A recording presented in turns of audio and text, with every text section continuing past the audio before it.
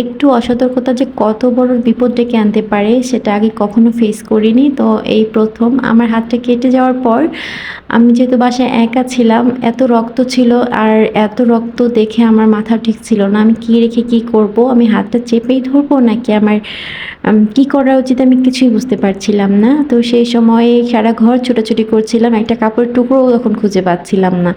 তো আমার হাতটা আমি কোনোরকম একটা গামছা ছিঁড়ে পেঁচিয়ে নিয়েছি। আর যেহেতু তারপরও গামছার থেকে রক্ত কখনো মানে থামছিল না।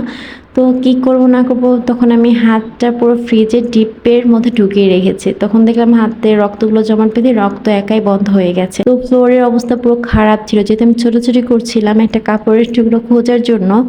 তো এদিক দিয়ে প্রচুর রক্ত পড়ে একদম ভরে গেছিল। তো তখন আমার ছোট্ট মেয়েটা একাই দেখে মুছে দিয়েছে, আমাকে বলতে হয়নি।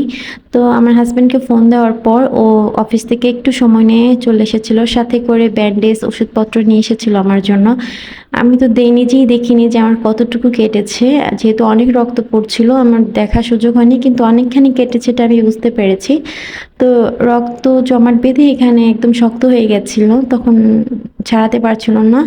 আমার হাতে একটু পানি দেওয়ার প্রয়োজন হয়েছিল। আসলে এটা স্যাভলন দিয়ে দিচ্ছিল। তো তারপর খোলা দেখার মতো অবস্থায় ছিলাম না। প্রচন্ড ভয় পাচ্ছিলাম যে কি না কি হয়েছে, সেলাই লাগবে কিনা। তো কি হয়েছে সেটা আমি পরে বলছি। তো এই দেখেন কি অবস্থা, পুরোটা ফোনে ভালোভাবে বোঝা যাচ্ছিল না, খুব ডিপলি কেটেছিল আসলে। এসব প্রাথমিক চিকিৎসা যে লাগে, ব্যান্ডেজ ওষুধপত্রগুলো একটু রেখে দেওয়া উচিত আগে থেকে। আমারই ভুল হয়েছে, এগুলো রাখা হয়নি।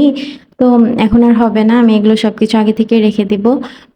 আমার ব্যান্ডেজ করা হচ্ছে আর আমি এখন বলি যে আমার কিভাবে কেটেছে। আমি বটি দিয়ে কাটাকাটি করছিলাম, তো একটু আনমনা ছিলাম, এটা আমাকে স্বীকার করতেই হবে। তো একটা বিষয় নিয়ে খুব চিন্তা করছিলাম আর তখনই আমার আর কি যেটা কাটছিলাম সেটাতে না কেটে মানে হঠাৎ করে এমন নিজের শক্তি দিয়ে দেওয়ার পর মানে বটিতে তখন আমার হাতটা লেগে গেছে। মানে ওই যে জিনিসটা কাটছিলাম সেটা না, পুরো আমার হাতটা লেগেছে, এজন্য অনেক বেশি করে কেটে গেছে।